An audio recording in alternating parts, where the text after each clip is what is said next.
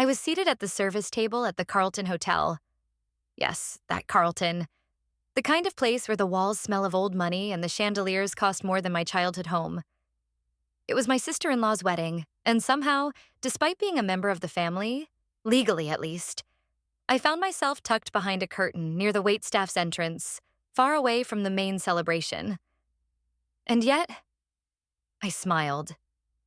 Not because I was happy, not because I didn't notice the stares or the whispered laughter from the perfectly manicured crowd. I smiled because I knew something they didn't.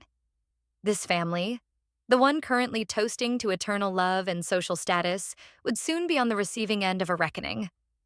One I had already started planning. My name is Mia Rodriguez. And this isn't a story about a woman who breaks. This is a story about a woman who remembers. Let's go back to that table. The one with the chipped linen and a view of the kitchen door swinging open every 3 minutes. I wasn't placed there by mistake. Caroline, my beloved mother-in-law, made sure of that. I overheard her telling the planner, "We don't want her overshadowing the bridal party. She tends to draw attention." That was rich coming from a woman wearing enough diamonds to blind a small village.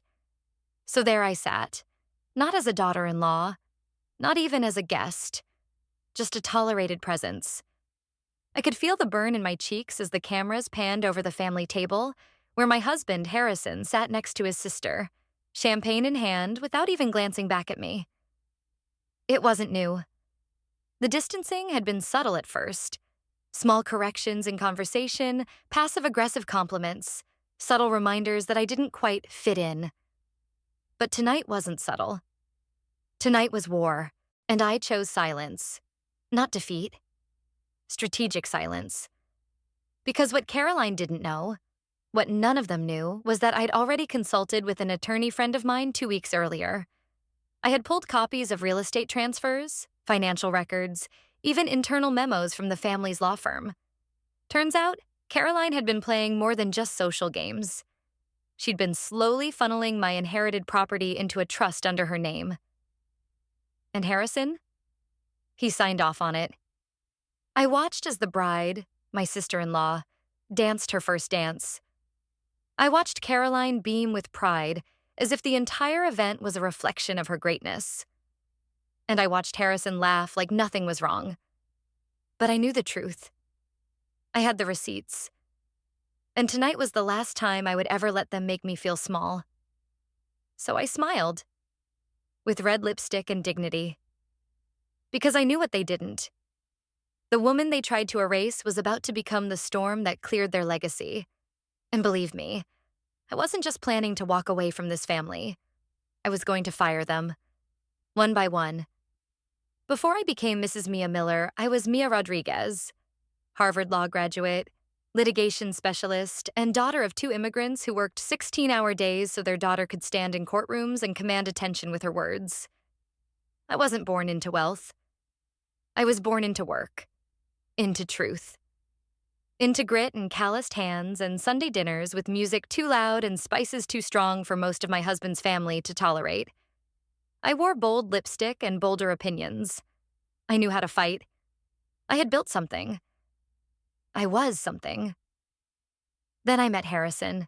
He was charming, sophisticated, the kind of man who made opening a door for you feel like worship. We met at a conference in Chicago. I was leading a panel on corporate litigation. He was in the audience, taking notes, or pretending to. He approached me after, said I was the most brilliant speaker he'd ever heard, and asked if I wanted to get a drink.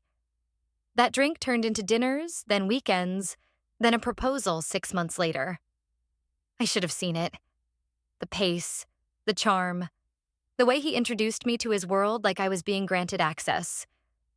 The Millers were an institution in D.C. legal royalty. Harrison's mother, Caroline Miller, ran Miller and Partners, one of the oldest boutique firms in the city, one that prided itself on integrity, tradition, and discretion. She was gracious on the surface, always hosting, always smiling, but her eyes calculated every move like a chess master preparing for checkmate. At first, she welcomed me. "You're so bright, Mia. So accomplished. So fresh." She said it like I was a new flavor of tea she was unsure about. Then came the subtle suggestions. You don't have to work so hard now, dear. Focus on the home. You know, bright colors can be a bit loud in court. Maybe let Harrison handle the firm introductions. It's just easier. And then Harrison chimed in. You've done enough. Enjoy life. Let's host dinner for my clients, not yours. Mine are more high profile. I just want to protect you from stress. Isn't that what a good husband does? Before I knew it, I had taken a pause from the firm. Then I started turning down speaking engagements. Then we moved into the Miller Estates guest house temporarily while renovating our condo, which mysteriously never got finished. My emails changed. My clothes changed. My voice changed. Softer, sweeter, always calibrated for palatability. I told myself it was love.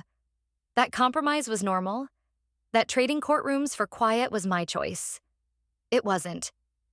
The thing about cages is, they don't always have bars. Sometimes they're made of etiquette and expectations. Sometimes they're built brick by brick with compliments and concern. By the time Harrison's little sister Elizabeth got engaged, I had become someone else. Someone polite. Someone agreeable.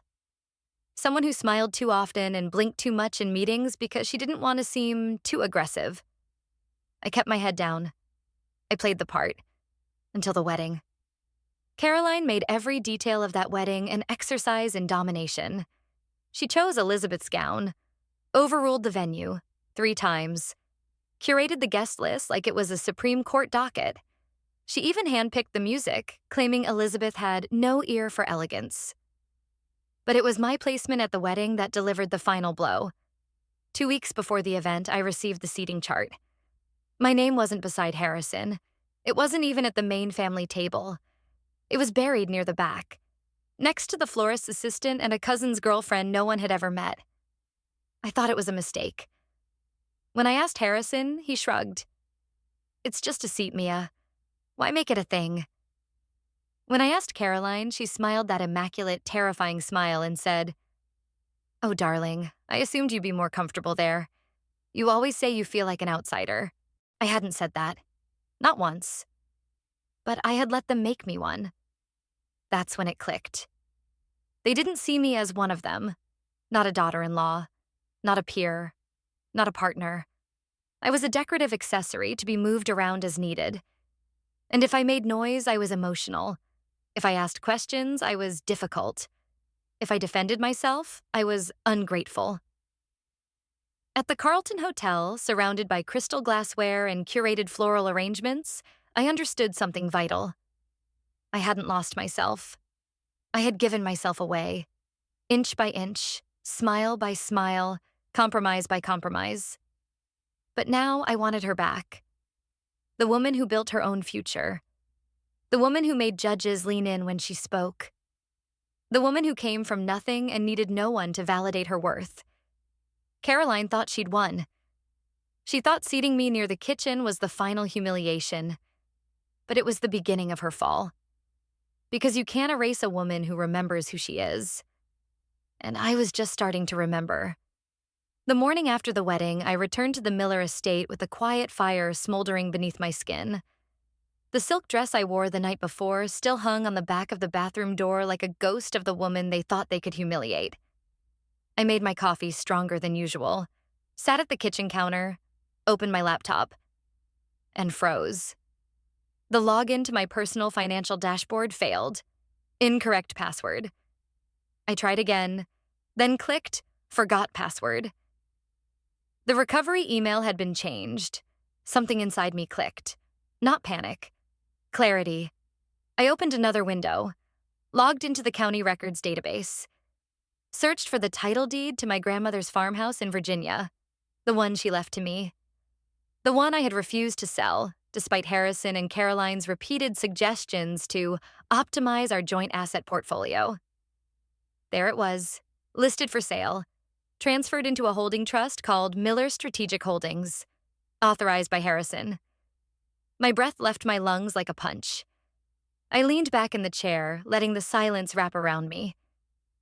So this was the plan. It hadn't stopped at dinner seating or wardrobe critiques. This was full-scale erasure. They weren't just trying to control me, they were trying to absorb me, my property, my name, my value. I clicked into my old firm email account, just to check. It had been redirected to an internal filter. Some of the emails I had sent months ago, requests for board minutes, internal audits, contracts, had been intercepted. Rewritten, forwarded from a secondary account under the firm domain. Caroline's touch was all over it. Efficient, immaculate, cruel. It made me sick to think how long this had been in motion while I smiled politely over brunch. And then, as if summoned by my rage, Harrison walked in. "You're up early," he said casually, kissing the top of my head like nothing was burning. "I saw the property transfer," I said, my voice even. He hesitated, a flicker in his eyes. "Oh, that. Caroline thought it would be safer under a central trust. Easier to manage. I wasn't notified." "You were emotional about it," he replied, brushing the edge of the marble counter with his hand. "We didn't want to stress you." "We," that word echoed. It was always we when decisions were made without me. When Caroline moved meetings I was supposed to lead. When accidental changes happened to our accounts. When emails didn't reach me. "I want full access to everything by noon," I said quietly. "Banking, property, firm records, and don't speak for me again." He blinked. "Mia, you're clearly under pressure. Caroline said, don't." I stood. "Don't say her name. Not today." And with that, I grabbed my coat and left. I called Natalie from the car. She was more than just my best friend. She was one of the sharpest lawyers I knew. We'd gone through Harvard together. She'd offered me a partner track in her firm before I got engaged. "Tell me you still have that encrypted drive," I said. "Mia?" she said slowly. "What's happening?" "Caroline's been erasing me. Legally, financially, strategically, I need you." 30 minutes later, I was in her office. And the moment I walked through the door, I stopped being a wife in distress. I became Mia Rodriguez again. We pulled bank records, digital signatures, timestamps. She taught me how to set up an encrypted voice recorder on my phone, how to collect metadata from emails, how to build a case. Every smile I forced after that was calculated. When Caroline asked how I was feeling, I recorded her tone. When Harrison suggested I take time to recover, I saved the voicemail. I dug through paper archives in the basement of the estate when no one was home. Found draft contracts, found letters with my name typed, never signed, giving up assets I never agreed to part with. I wasn't broken. I was documenting. Caroline noticed the change. I wasn't resisting, but I wasn't participating either. "You've seemed distant," she said one afternoon during tea. "Maybe it's time you focused on your health? Step away from all the stress. Harrison said you've been forgetful." She said it like an accusation wrapped in concern. She always did that. Made poison sound like chamomile. "Funny," I said, staring into my cup. "I've never felt more clear." That evening, I received an invitation to a wellness retreat in Vermont. No devices allowed. A place to unplug and rest. The implication was clear. Disappear for a week and stop asking questions. I didn't go. Instead, I met with Natalie and a digital forensic expert in a private office in Georgetown. They analyzed my laptop, recovered deleted drafts, extracted shadow emails from the firm server. We found forged approvals, asset transfers, internal communications between Harrison and Caroline discussing containment strategies. They had been preparing to cut me out. Entirely. Replacing me on the board of Miller and Partners with a more compliant family proxy. Natalie looked at me over the conference table. "You know what this is, right?" "Yeah," I said. "This isn't just fraud. This is premeditated corporate theft and psychological manipulation." I nodded. Then I smiled. Because for the first time in years, I wasn't angry. I was ready. One night, I stood outside the guest house at the estate, looking out over the frozen garden. My grandmother's farmhouse was gone. My finances had been hijacked, my autonomy stripped. But I had something more powerful now: evidence. I had digital logs, audio, paper trails, motives, and a team that believed me. Caroline had built her life on the illusion of perfection: untouchable, unquestionable. I was about to shatter that illusion with the most dangerous thing a woman like her could ever face: the truth. The next morning, I walked into Miller and Partners in a black coat, red blouse, and heels that echoed like a war drum down the marble floor. The receptionist looked up, startled. "I'm here to request access to all board meeting minutes for the past 18 months," I said, "under Clause 17 of my ownership agreement." She blinked. You you don't have clearance for Let Caroline know I'm invoking legal rights as a 40% stakeholder," I said calmly, slipping the signed authorization from my purse. It was time. The storm they thought was scattered and silent was finally coming together. And it had a name: Mia Rodriguez. The first time I saw Caroline's signature on a forged asset agreement, I didn't scream. I didn't cry. I scanned it, saved it to an encrypted drive, and added it to the folder titled Operation Break the Dynasty. Because this wasn't about revenge anymore. It was about exposure. She thought she was so thorough, so polished. But even perfect predators leave traces. And with the help of Natalie, I was turning every trace into a legal blade. That week, we filed 3 motions. Motion 1, a lawsuit for asset fraud and misappropriation of private property. My grandmother's farmhouse had been acquired under false pretense and redistributed without consent.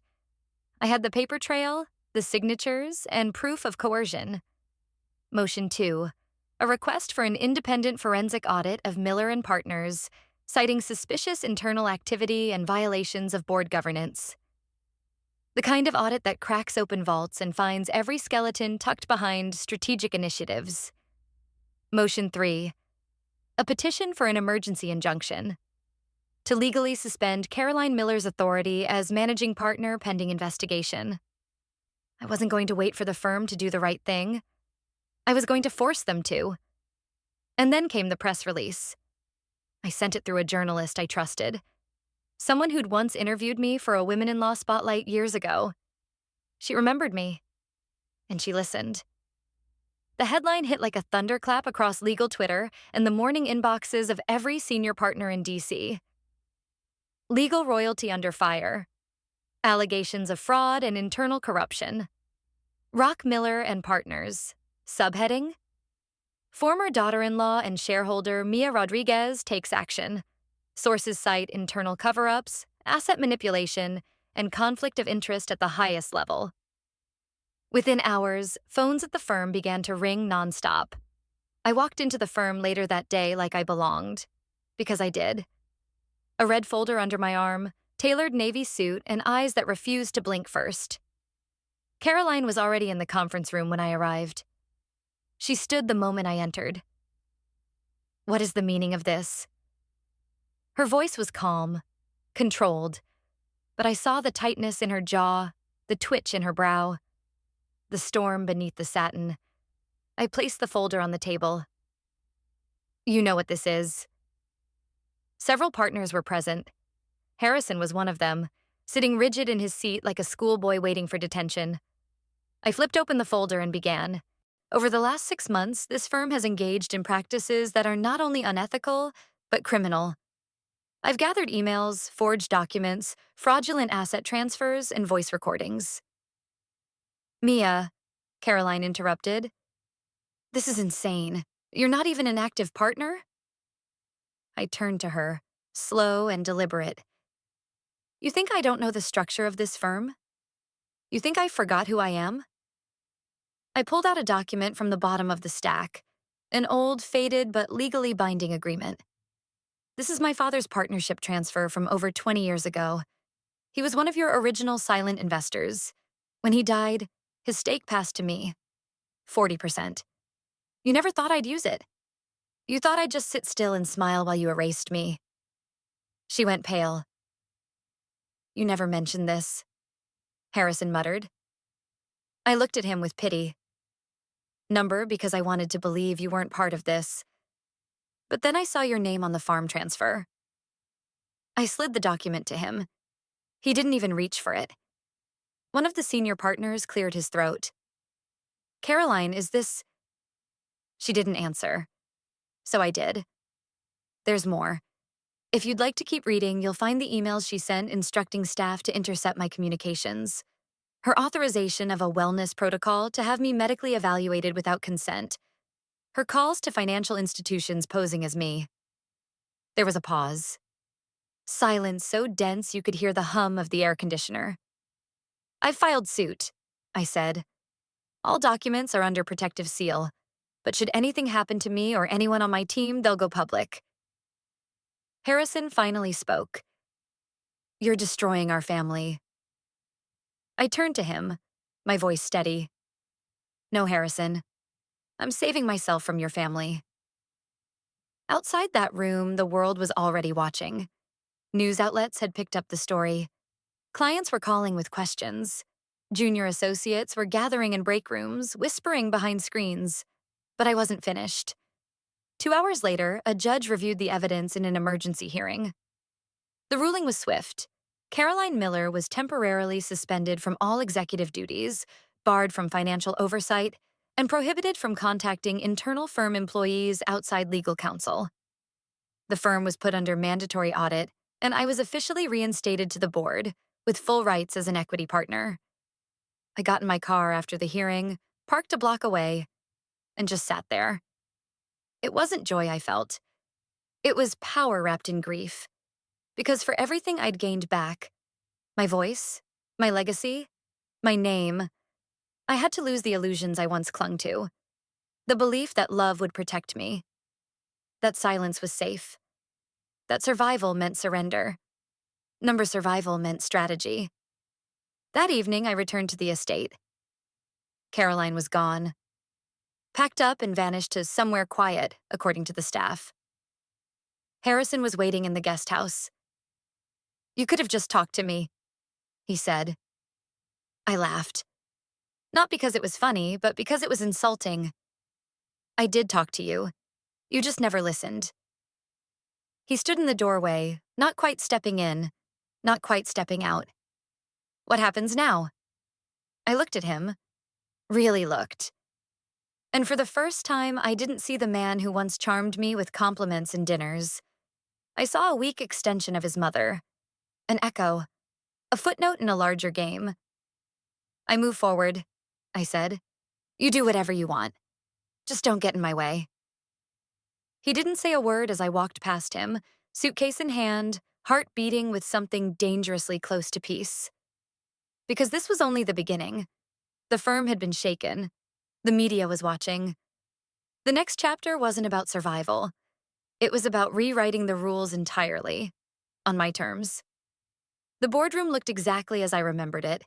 Glass walls, ivory curtains, a mahogany table that reflected too much of everyone's expression. Except this time, it reflected mine too. And I wasn't the woman who once entered this place quietly, waiting for permission to speak. I was the storm they had underestimated. Heads turned as I walked in. Partners froze mid-sentence. Some blinked in disbelief. Others whispered my name like a ghost they thought they'd buried. I placed my leather portfolio on the table and looked directly at the man sitting at the head of the board, Caroline's longtime proxy. He nodded stiffly. Ms. Rodriguez, we weren't expecting... I know, I cut in, but it's time you started expecting me. Murmurs flitted through the room like moths to flame. Caroline arrived 5 minutes later. Late. Something she never was. Her eyes met mine for only a second before she took her seat. Harrison sat beside her, visibly uncomfortable, the skin around his collar tight with guilt, or maybe fear. I stayed standing. Before we begin, I said calmly, I'd like to make a statement. They tried to interrupt, but I raised my voice slightly. Not shouting, just firm. Starting today, this firm will no longer serve as the personal playground of a legacy family drunk on its own power. It will no longer exploit silence, loyalty, and name for control. Caroline opened her mouth, but I slid a folder across the table before she could speak. Inside were printed pages, neatly highlighted emails, voice recordings transcribed and time-stamped. Proof. Inconvenient. Undeniable. Caroline Miller has knowingly abused her position to reallocate firm assets for personal gain, silence dissent through manipulation, and sabotage legitimate board communication channels. Harrison Miller, acting as her accomplice, facilitated unauthorized transfers and privately described me in firm correspondence as— I paused for effect, then read aloud. A temporary fixture, something that can be managed until replaced. Gasps filled the room. Harrison turned white. I dropped the email onto the table and continued. I am no fixture. And I will never be erased. Caroline finally stood. This is absurd. This is a coordinated attack from a disgruntled— Disgruntled? I stepped forward. Try dispossessed, try betrayed, try prepared. Because what you called emotional instability was actually tactical patience. One of the senior partners, a man who'd worked with Caroline for over 20 years, spoke up next. Is this all true? I simply said, it's all verifiable. And then I handed out sealed copies of the court's injunction, the lawsuit, and the audit notice. 3 documents. 3 truths they couldn't ignore. Harrison stood now, too. You're tearing everything down. No, I said. I'm rebuilding it. Without you. The vote happened without further debate. Caroline, terminated as managing partner. Harrison, suspended indefinitely, pending audit outcomes. The firm, under complete restructuring with me appointed as interim director. They tried to appear composed as they left the room, but even diamonds crack under enough pressure. Caroline didn't look back. Harrison looked at me one last time. And I couldn't tell if it was hatred or regret. It didn't matter, because I had already decided what came next.